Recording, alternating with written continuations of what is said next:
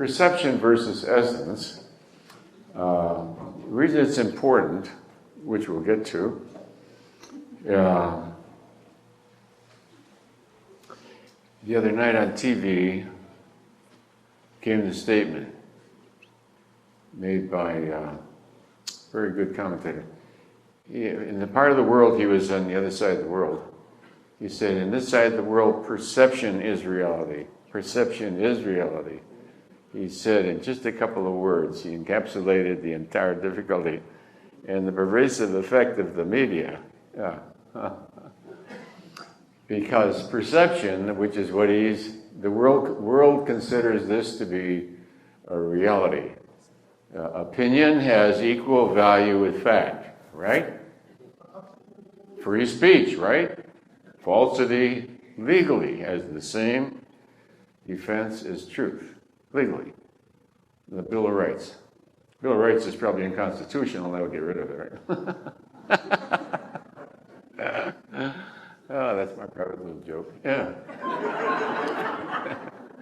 That's just my opinion, right? Which is a distortion, of course.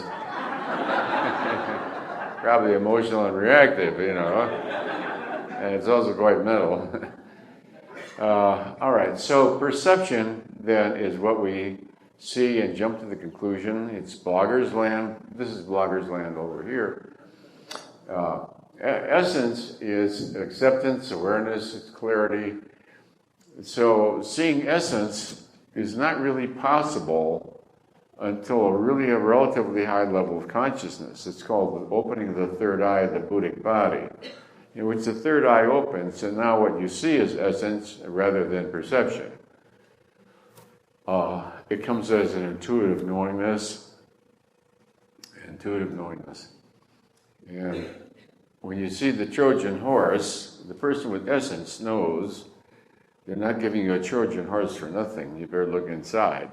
See? The person in perception says, oh, look at the wonderful Trojan horse. Look at the sheep's clothing. But essence tells you that they're hiding behind religion. They're not doing it because of religion. Religion is their cover. It's their Trojan horse.